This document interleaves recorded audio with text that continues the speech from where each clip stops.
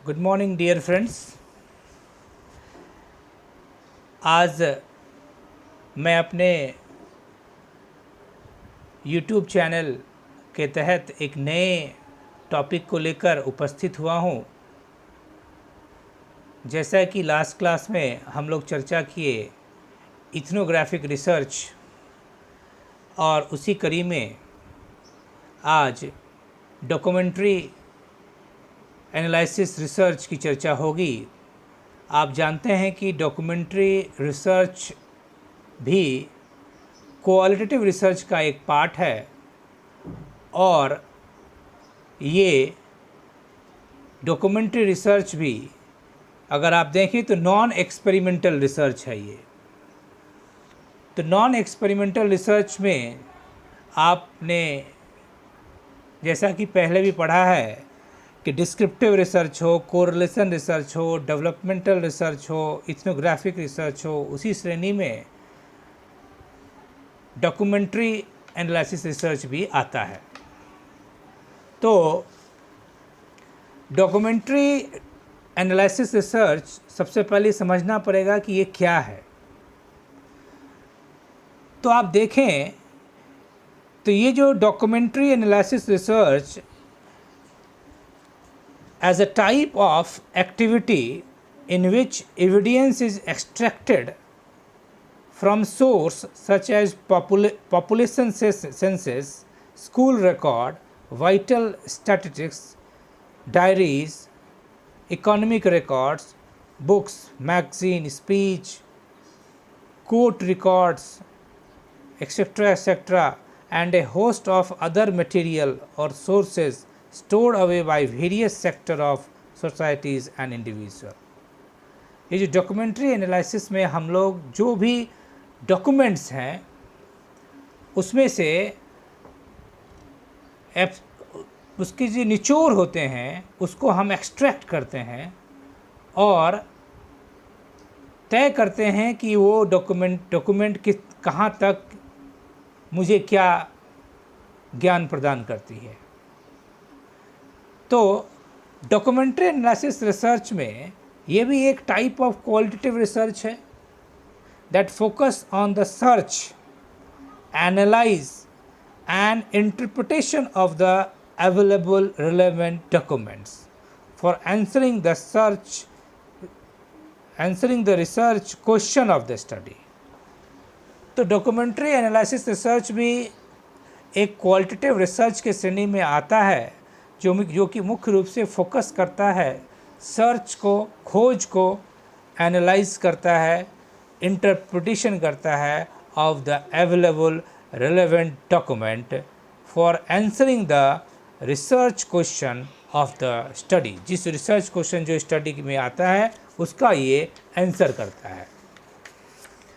अगर आप देखें तो डॉक्यूमेंट्री रिसर्च में जिस बुक्स, जो मैगज़ीन या जो आपके पास diaries, videos, clips, film, audio clips, ये सारे जितने आपके डॉक्यूमेंट्स हैं उसमें से खोज करके, एनालाइज करके, इंटरप्रेट करके उसके तह तक जाकर उसकी मेन बातों को निष्कर्ष निकालना डॉक्यूमेंट्री एनालिसिस का मुख्य रूप से कार्य है। और इसके अगर गुण की चर्चा करें, कैरेक्टरिस्टिक्स को देखें,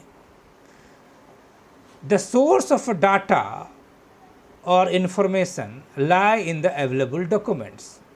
जिस डॉक्यूमेंट्स की आप एनालिसिस करने वाले हैं उसी डॉक्यूमेंट में उसका इंफॉर्मेशन छुपा हुआ है। And the document or data sources are not the creation of the researcher। Researcher कोई डॉक्यूमेंट को क्रिएट नहीं करता, डाटा को क्रिएट नहीं करता है, दे आर ऑलरेडी देयर, उसमें रहता है। यानी कि डॉक्यूमेंट में ही आपके पास डाटाज वगैरह अवेलेबल हैं, और researcher has to make their use for the extracting need information. अब रिसर्चर क्या करता है, उसमें से इंफॉर्मेशन को एक्सट्रैक्ट करता है, जैसा कि रिसर्चर का डिमांड हो उसी प्रकार रिसर्चर उस चीज़ को एक्सट्रैक्ट करता है और इन्फॉर्मेशन को एक्सट्रैक्ट करके आपके पास अपने रिसर्च को आगे बढ़ाता है। जो रिसर्च क्वेश्चन उसके दिमाग में आता है उसके आंसर को फाइंड आउट करता है। यानी रिसर्चर है जो कि अपने पर्पस के हिसाब से, डॉक्यूमेंट में बहुत सारी चीज़ें अवेलेबल है, and what is your purpose, what you want to find it out from that document. जो आप निकालना चाहते हैं क्या वो चीज़ उसमें अवेलेबल है, तो उसका आप उसको एक्सट्रैक्ट करते हैं। सो आपके रिसर्च के क्वेश्चंस को सेटिस्फाई करता है डॉक्यूमेंट्री एनालिसिस रिसर्च के द्वारा। और ये जो डॉक्यूमेंट्री एनालिसिस है, अगर आप इसको देखें तो ये एक प्रकार से एक ऐसा खोज है जो कि अपने रिसर्चर प्रश्नों का उत्तर चयन करता है। इसको अगर सामान्य भाषा में अगर इसको डिफाइन किया जाए तो as a documentary analysis research can be defined as a type of research that helps a researcher to seek answer to his research question by extracting the relevant information, either qualitative or quantitative both, from the search, analysis and interpretation of the available documents pertinent to his research study। ये definition को अगर आप देखें तो researcher क्या करता है, answer को फाइंड इट आउट करता है और रिलेवेंट इन्फॉर्मेशन जो क्वालिटेटिव या क्वांटिटेटिव दोनों तरह का इन्फॉर्मेशन हो सकता है उसको निकालता है, सर्च करता है, एनालाइज करता है, इंटरप्रेट करता है of the available documents pertinent to the research study. Now the question arise, what is document? Document क्या है भाई? तो document is a things that we can read and which relate to some aspect of social world। Document ऐसा है जिसको आप लिखित दस्तावेज जिसको कह सकें, जैसा कि अगर आप पानी का कनेक्शन लेना चाहते हैं, बिजली का कनेक्शन लेना चाहते हैं, तो they are asking some document, आप अपना कुछ डॉक्यूमेंट दीजिए, तो आप उसको अपना रेसिडेंशियल प्रूफ देते हैं, आप अपना अदर डॉक्यूमेंट्स देते हैं। तो that documents help to take a connection of electricity and water supply। Like same way, if you are moving for a purchasing of a land or a house, then again they are asking for a document for a proof, then you are producing that document। So document is what, that is the written aspect, written ऐसा दस्तावेज है जिसमें है ना which relate to some aspect of the social world, जो हमारे इस सामाजिक वर्ल्ड है उसको कोरिलेट करता है। तो डॉक्यूमेंट में these should be available in written form. Document कैसा रहेगा? रिटन फॉर्म में रहेगा, so that we can know about their content, हम उसके कंटेंट को जान पाएंगे। डॉक्यूमेंट देखेंगे, डॉक्यूमेंट के अंदर जो बातें लिखी रहेगी that is the content, bye there reading and comprehension. आपके पास दो दस्तावेज आते हैं तो आप क्या करते हैं? दस्तावेज को पढ़ते हैं, समझते हैं, स्टडी करते हैं और फिर समझना चाहते हैं कि आखिर ये दस्तावेज क्या कहता है। So that is a document. Document में अगर देखें तो they should essentially relate to some aspect of social world such as individual और ग्रुप बिहेवियर। कभी कभी आपके बारे में या आपके किसी ग्रुप के बारे में उसका बिहेवियर लिखी रहती है। द अकाउंट और life event of the individual, group, institution और कम्युनिटी और social condition and social process going in a social world. So आप ऐसा जानें कि डॉक्यूमेंट किसी खास व्यक्ति का हो सकता है, डॉक्यूमेंट आपका किसी ग्रुप का हो सकता है और उसका चित्रण, रूप चित्रण उस डॉक्यूमेंट में किया रहता है। That is a document. अब ये डॉक्यूमेंट जो है अगर आप देखें तो ऑरल भी हो सकता है, रिटन भी हो सकता है, विजुअल भी हो सकता है, ऑडियो विजुअल भी हो सकता है वीडियो के फॉर्म में। तो रिटन डॉक्यूमेंट में जैसे आपका डायरीज़ हैं, बुक्स हैं, मैगज़ीन है, जर्नल हैं, न्यूज़पेपर हैं, ये सब रिटन डॉक्यूमेंट में आते हैं। अगर ऑडियो में देखेंगे तो रेडियो वगैरह आएगा, रेडियो में जो रहता है। वीडियो में देखेंगे तो आपका हो सकता है कि वो वीडियो कुछ बना हो तो वो भी आ जाएगा। और कभी कभी अगर आप देखिए तो film, that is audio video, दोनों वहाँ अवेलेबिलिटी इज़ देयर। सो जो डॉक्यूमेंट है that can be a written, that can be a oral, that can be a visual, or you can combination of both one, so that is a document।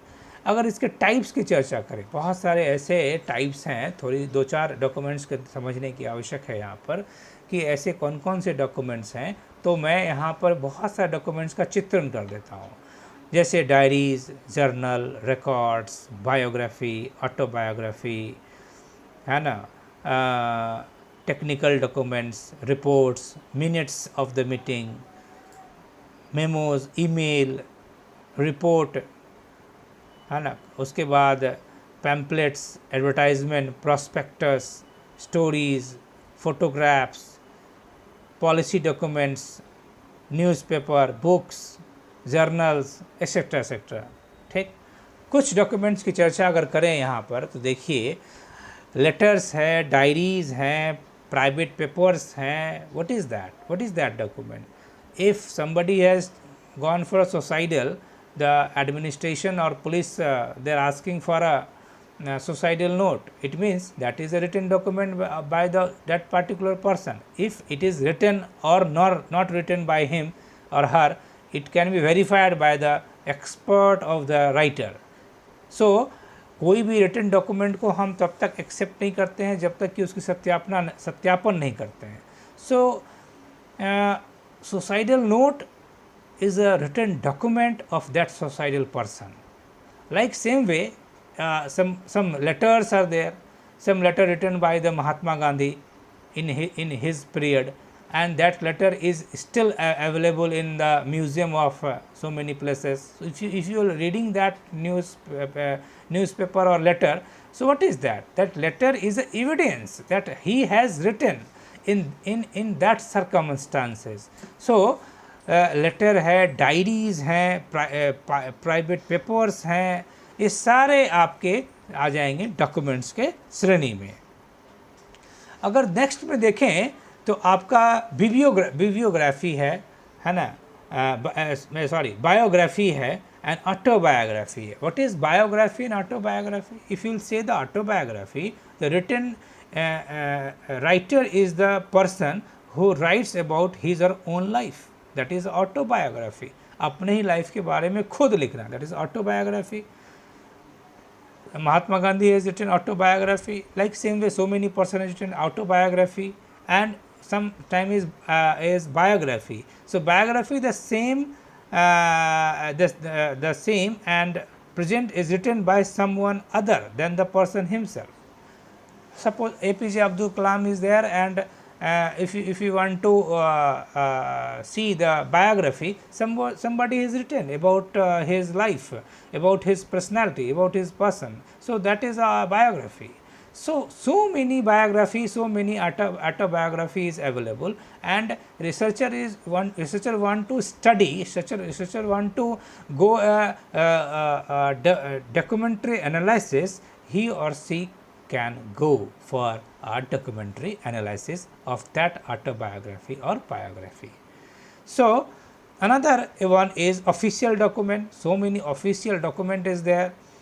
If suppose university is there, university is giving one document in a field of social world, then that is official document signed by the registrar. It means that is official document, and we have to follow that instruction. Like official document, census data, like Parliament Act, like the government rule, like the regulation book, these are the official documents.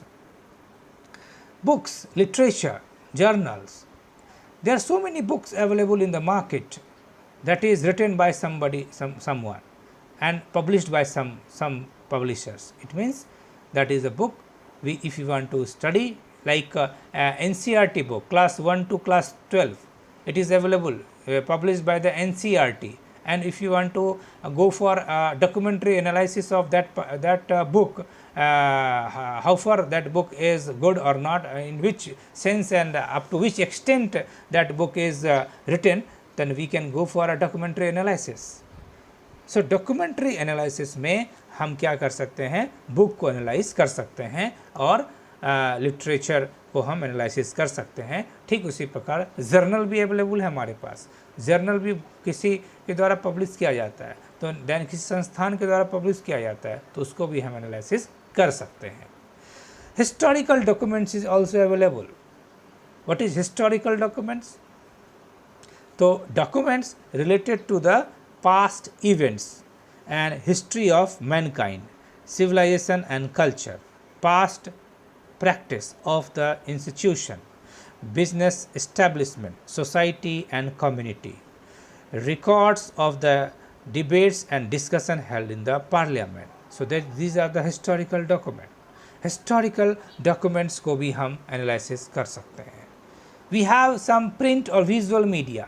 Print और visual media में अगर आप देखें तो newspaper is a print media, magazine is a print media, radio, television, film, videos, है ना, internet, these are the print and visual media that also can be evaluated, that also can be analyse, that also can be go for research, documentary analysis research. There is one archives. Archives में अभिलेखागार जिसको कहते हैं, what is that? A collection of historical documents which shows the history of a place और अ organisation. एक ऐसा collection historical documents का जो ये बतलाता है उसके प्लेस ऑफ द हिस्ट्री या ऑर्गेनाइजेशन का, the place where they are kept, that's archive, उसकी भी हम एनालिसिस कर सकते हैं। So etc etc, there are so many documents is available here. I have pointed out few documents, what is that, and so we can understand what is document and how we can analyze that one. If you want to evaluate that document, what is how we can evaluate that documents, then if you see the essential that before subjecting an available document to the task of the documentary analysis and interpretation, we must have a proper screening or evaluation of the said document. जो हमारे पास document मिला है उसको proper screening करने का आवश्यक पड़ जाता है, यानी कि कुछ ऐसे क्राइटेरिया हैं जिसको मुझे देखना पड़ेगा, है ना।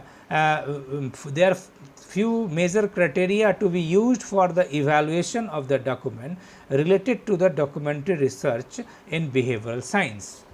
What is that criteria? That criteria are authenticity, प्रामाणिकता। मुझे जिस डॉक्यूमेंट प्राप्त हुआ है मैं उसको इवैल्यूएट करने जाने वाला हूँ, एनालिसिस करने जाने वाला हूँ, then we have to see few criteria they are following or not. It means that document is authenticity, having authenticity or not.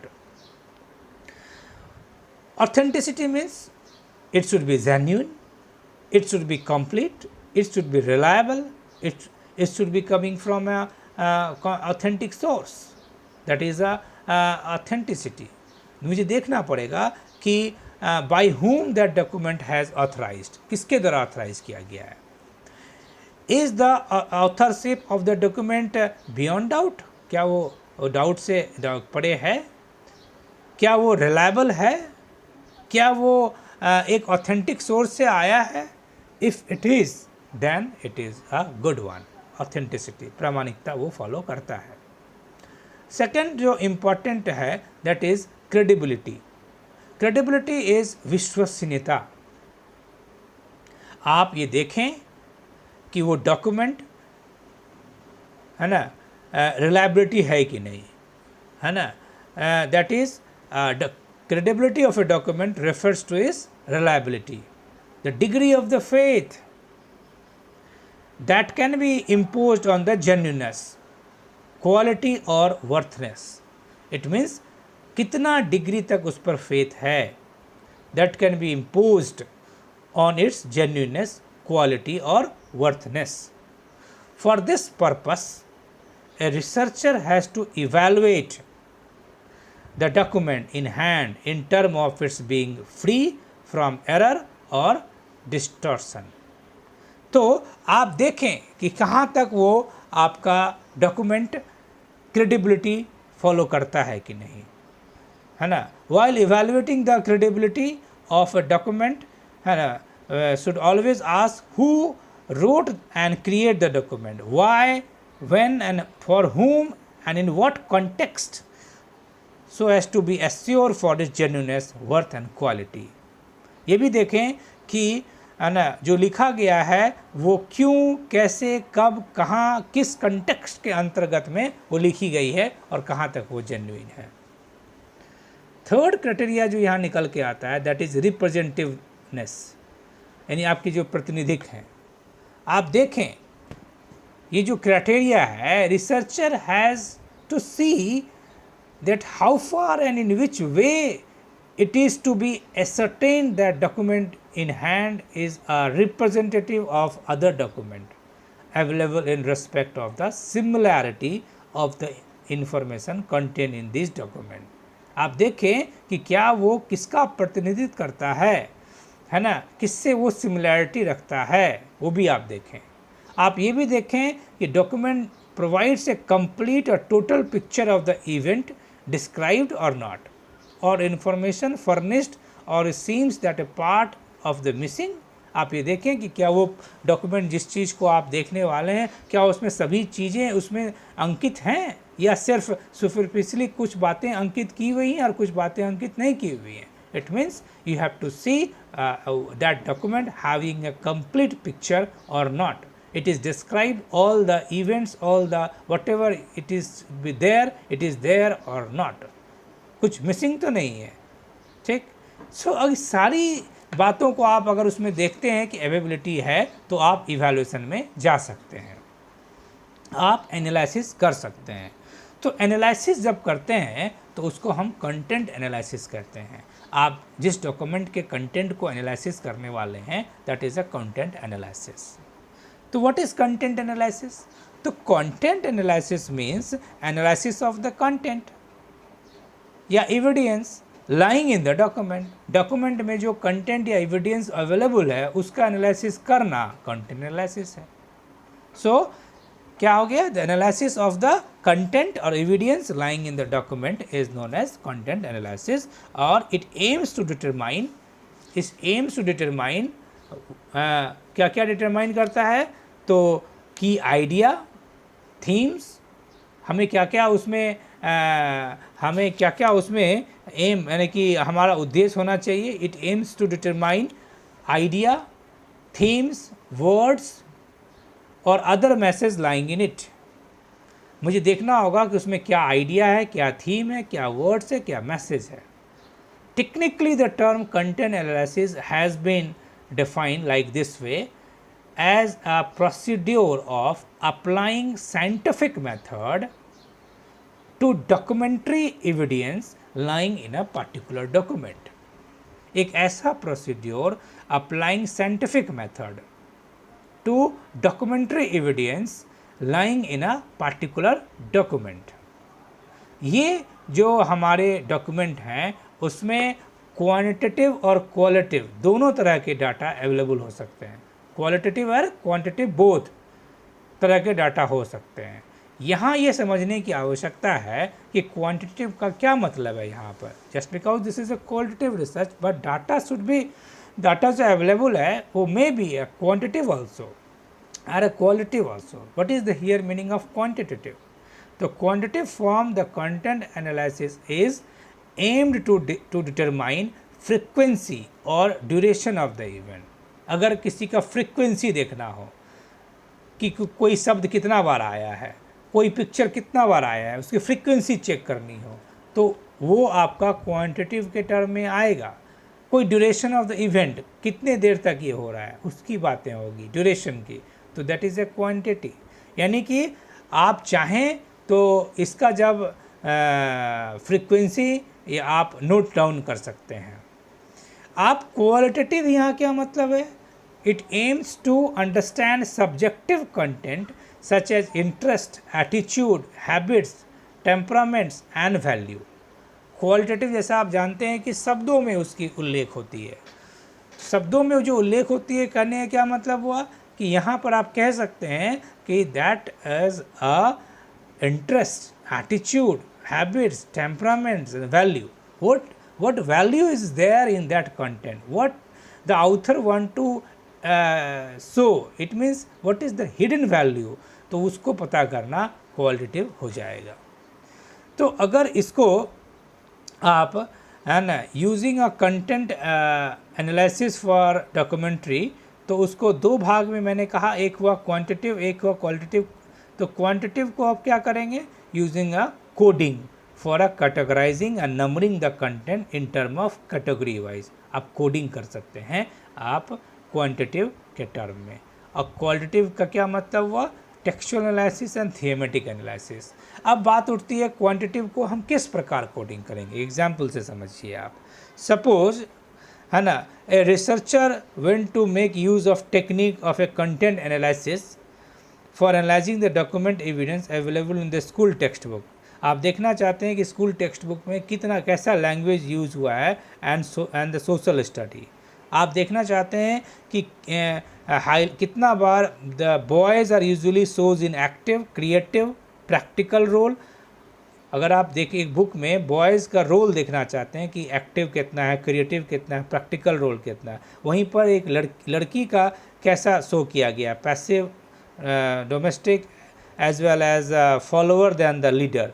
आपको ऐसा लगता है तो आप उसको कोडिंग कर सकते हैं। कैसे कोडिंग कर सकते हैं, है ना, टेकिंग, ऐसे कोडिंग हो गया, आप कह सकते हैं taking leads, follow, give an order, obey order, work out of the door, work indoor, अलग अलग कोडिंग कर सकते हैं। और देखना चाहते हैं कि बुक में जो ऐसा घटना घटी है, जिस प्रकार लिखी हुई है, इस कोडिंग के हिसाब से फॉलो हो रहा है कि नहीं।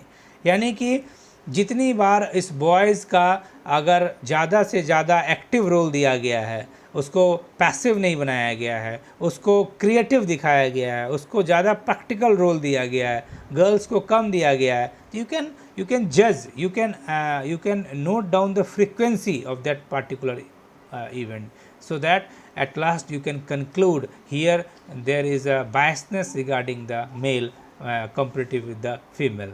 तो आगे वाले टेक्स्ट बुक में इक्वल वेटेज दिया जाएगा बुक में मेल और फीमेल को, बॉयज़ और गर्ल्स को।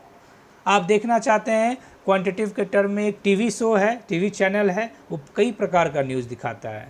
वो न्यूज़ आपके पास पॉलिटिकल न्यूज़ भी दिखाता है, फिल्म भी दिखाता है, फिल्म का समाचार भी दिखाता है, खेल समाचार दिखाता है, मनोरंजन समाचार दिखाता है, पॉलिटिकल के अलावा कुछ आपको इंटरटेनमेंट का भी न्यूज़ देता है। तो आपको लगता है कि किसको ज़्यादा वेटेज देता है, ये क्या दिखाना चाहता है, किसको ज़्यादा समय देता है ये न्यूज़, किस चीज़ के एस्पेक्ट को। तो टीवी न्यूज़ को भी आप चाहें तो आप उसको इवैल्यूएट कर सकते हैं, फ्रीक्वेंसी चेक कर सकते हैं कि किसकी कितनी बार फ्रीक्वेंसी। आप देखते हैं कि वो करंट इवेंट ज़्यादा दिखाता है, पॉलिटिकल न्यूज़ ज़्यादा दिखाता है। तो साल भर आप चर्चा करने के बाद, देखने के बाद, यू कैन कंक्लूड कि दिस अमुक टीवी चैनल जो है ना, अमुक न्यूज़ चैनल जो है, ये इस प्रकार का एक्टिविटी करता है, just because of a quantitative data. Where is an qualitative content analysis, है ना, we have two parts, that is a textual analysis and a thematic analysis. What is textual analysis? The textual analysis is an analysis of a document in terms of the language or a mode employed by a creator of the text. आप उस text में language किस प्रकार का उपयोग किया गया है, उस किस प्रकार का अगर आप देखें तो कौन से टेक्स्ट का ज़्यादा उपयोग किया गया है, that is a qualitative in term. कैसा टेक्स्ट उपयोग किया गया है, कैसा लैंग्वेज उपयोग किया गया है ना। द क्लोज एनालिसिस होगा लिंग्विस्टिक एबिलिटी का, कि किस प्रकार से वो हद तक यूज़ किया गया है, that is a textual analysis. Where as the thematic analysis क्या है, कि क्या थीम वो लेके चला है, that is a analysis of a document is concern with a theme और a themes around which the subject matter of the document is found to be negative. It means what type of theme that books is taken, क्या वो सही जो theme लेके चले हैं उस theme के हिसाब से वैल्यू ट्रांजैक्शन किए हैं क्या वो उसका ऐसा इंटरेस्ट, एटीट्यूड, टेम्परामेंट है। थियोमेटिक एनालिसिस करना भी ज़रूरी है, and the thematic analysis and the text analysis comes under the qualitative content analysis. So in a document analysis, we go for a qualitative as well as quantitative, and both are important. We have to take a quantitative data also, simultaneously we can also take a qualitative data, and then we can analyze what is there in textbook or in a magazine, whatever document you want to evaluate. अगर आप देखें कि इसके कुछ advantage भी हैं, आप देखें तो एडवांटेज क्या निकल के आते हैं कि जो डॉक्यूमेंट यूज्ड होते हैं in the documentary research tells us about the aspiration and the initiation of the period to which they refers and describe place and social relationship at a time when we may not have born. हम जो चीज़ समय जीवित नहीं थे उस समय का भी हम कंटेंट का भी एनालिसिस कर सकते हैं कि वो उस समय किस संदर्भ में और क्यों लिखी गई थी। So that documents is easily available, और रिसर्चर चाहें तो उसको आप इवेलुएट कर सकते हैं। अगर रिसर्चर चाहे तो researcher can accomplished with the already existing records or document used in a documentary research। Researcher क्या करेगा, ऑलरेडी एग्जिस्टिंग रिकॉर्ड को देखेगा, डॉक्यूमेंट को देखेगा, use in a documentary research. ठीक है, that is impossible to do with the gathering primary data. Primary data नहीं मिलता लेकिन सेकेंडरी डाटा के रूप में मिलता है, उसको आप ले सकते हैं। Then in a documentary research we are in a position to get needed information for answering our research question through the available document। और available document क्या होगा, वो मेरा secondary source के रूप में रहेगा। तो जो आपके पास डाटा अवेलेबल है उस डाटा को आप आसानी से क्वालिटेटिव और क्वांटिटेटिव के फॉर्म में समराइज कर सकते हैं। हमारे पास life diaries, letter, biography allow us to access to intimate the private area of social life. किसी के प्राइवेट लाइफ में घुसना बहुत ही दिक्कत है, लेकिन अगर किसी का डायरी और किसी का बायोग्राफी, किसी का अगर मुझे प्राइवेट लेटर्स मिलते हैं तो आसानी से उसके बारे में जाना और समझा जा सकता है, जो कि है ना रिसर्चर के लिए बहुत ही डिफ़िकल्ट है उसके पर्सनल लाइफ में एंटर करना। So this is another good advantage that helps to know about that particular person। अगर आप देखें the researcher involved documentary analysis doesn't require direct contact with the people। I am doing a content analysis, it is not required that I have to meet with that particular author। he or she may or may not be alive, so need not to go in that area। Without मिले भी हम उसका documentary analysis कर सकते हैं। ठीक है, they do not have a direct or indirect effect upon those being investigated, and moreover the method use for extracting information. ठीक, a researcher has more freedom to work with the document in term of time and location. Researcher का अपना समय ले सकता है कि कहाँ कितना टाइम देना है। Can prove with in the limit of his resource the issue that are more difficult in conducting research with the people are living sample. कुछ इसके लिमिटेशंस भी हैं। क्या लिमिटेशंस हैं? तो लिमिटेशंस हैं कि lots of problem and difficulty है in locating and searching for the sources from where they can get appropriate documentary evidence for answering these research question। थोड़ा सा उसकी रिलायबिलिटी, वैलिडिटी या उसकी जेन्युइननेस को पता करना कोई डिफ़िकल्ट है, ये दिक्कतें आती हैं, लेकिन फिर भी इसमें रिसर्च किया जा सकता है। मिनिमम आप उसके रिलायबिलिटी, वैलिडिटी या उसके जेन्युइननेस, उसके आप जो कह रहे हैं तय कर सकते हैं, और उसके बाद आप उसकी क्रेडिबिलिटी को देख सकते हैं और रिसर्च कर सकते हैं। सो आप कहें तो these are all about the documentary analysis research. Hope you have understood all this concept. You read this concept thoroughly with the help of internet and textbook, you will get it। जैसा कि अभी इस कड़ी में जितनी चर्चाएं की गई है, अभी जो रिस्पांस मिल रहा है हमारे फ्रेंड्स के द्वारा, वो बहुत ही पॉजिटिव रिस्पांस है, और उम्मीद करता हूँ कि आने वाला समय में भी इसी प्रकार का रिस्पांस जारी रहेगा। आपको कहीं भी किसी भी प्रकार का अगर कोई दिक्कत आती है, you can contact with me by WhatsApp, you can ask question to me with the WhatsApp. So thank you very much for patiently listening to me and giving precious times to me. So thank you once again to everyone.